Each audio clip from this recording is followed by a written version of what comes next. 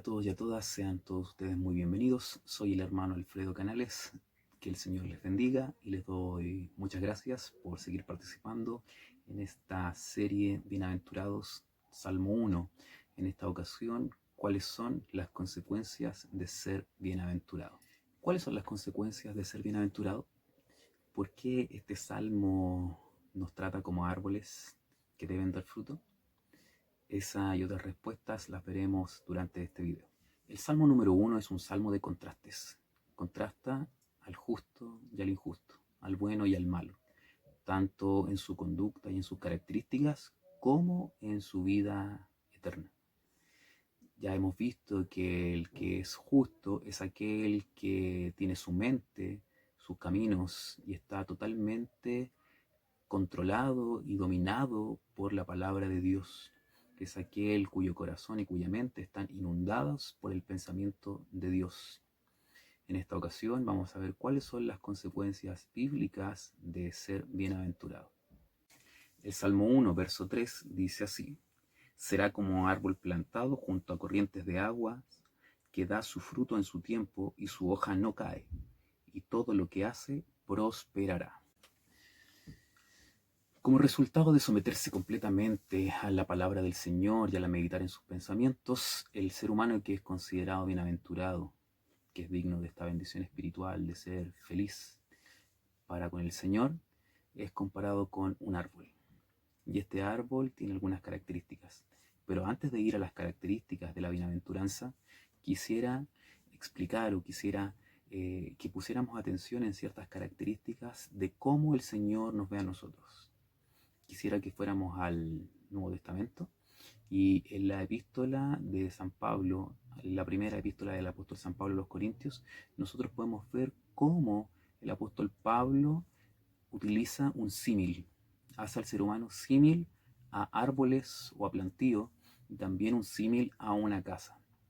El apóstol Pablo dice: yo planté, Apolo regó, mas el crecimiento lo ha dado Dios.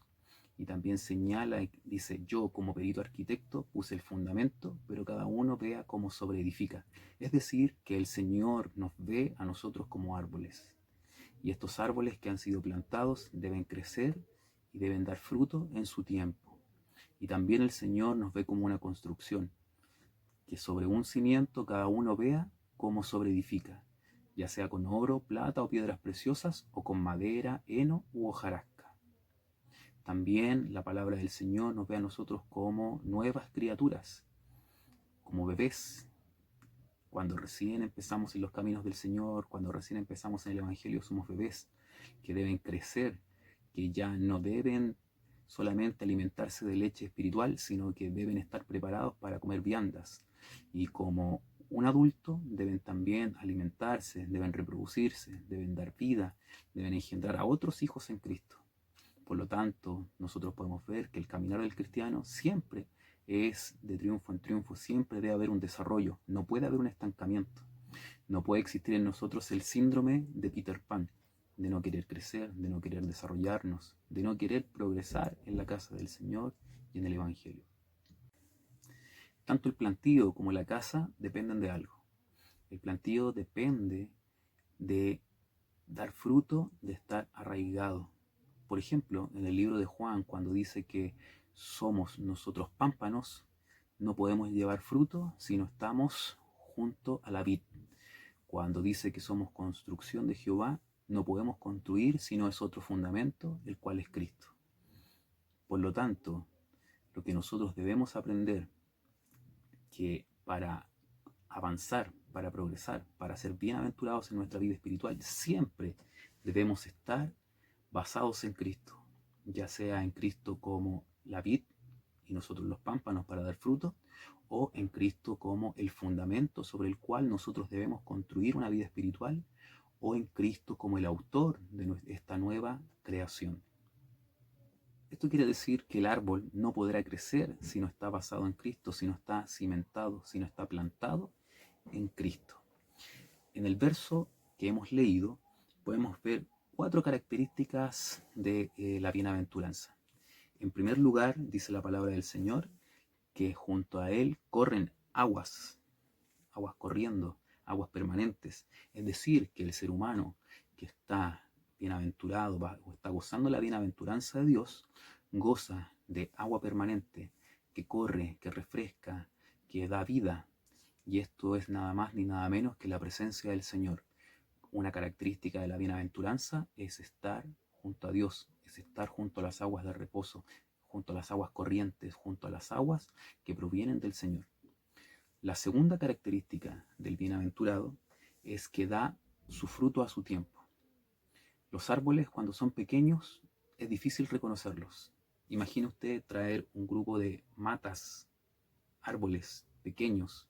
Usted quizás le va a costar reconocerlo, pero cuando esos árboles se desarrollan, crecen y dan fruto, es muy fácil reconocer si es un árbol de manzana, un árbol de duraznos, un árbol de peras, etc.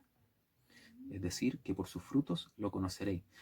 Por lo tanto, es tan importante que la bienaventuranza depende, o es una característica de la bienaventuranza, dar fruto. Y en su tiempo. Los árboles no dan fruto en un tiempo que no sea su tiempo, pero en su tiempo da fruto. Es decir, que este árbol, este plantío va a resistir el invierno, la lluvia, el frío, las inclemencias del tiempo, y a su tiempo va a dar fruto. Es decir, el bienaventurado va a pasar por momentos de soledad, por momentos de aflicción, por momentos de prueba, pero en su momento él va a dar un fruto agradable, el fruto del Espíritu.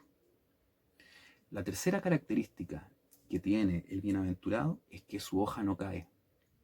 Es decir, el Señor nos compara con un árbol perenne, un árbol que no pierde su hoja en otoño y en invierno. ¿Por qué? Porque el árbol que no es perenne depende de las condiciones climáticas, de las estaciones, del frío. Cuando es otoño, cuando es invierno, la savia del árbol baja, el árbol pierde fuerza y sus hojas caen. Más el árbol perenne no depende de las estaciones, sino que depende de cómo Dios lo ha creado. Esto quiere decir que no vas a depender de las inclemencias o de la prueba, sino que vas a mantener tus características aún en los momentos de dolor, aún en los momentos de dificultad, cuando seas bienaventurado. Y la cuarta característica del bienaventurado es que todo lo que él hace es prosperado. Y no quiere decir que sea añadido. No quiere decir, como lo dicen los ministerios de la prosperidad, que tenga que ver con riqueza material, sino que es una prosperidad espiritual. Todo lo que pone en sus manos es prosperado, es bendecido de parte del Señor. La buena voluntad de Dios, la buena voluntad del Padre, la presencia del Señor Jesucristo le acompaña. Estas son las 4 características que tiene un bienaventurado. ¿Quieres tener estas características en tu vida? ¿Quieres ser bienaventurado de parte de Dios? Debes seguir solamente estos 4 principios bíblicos.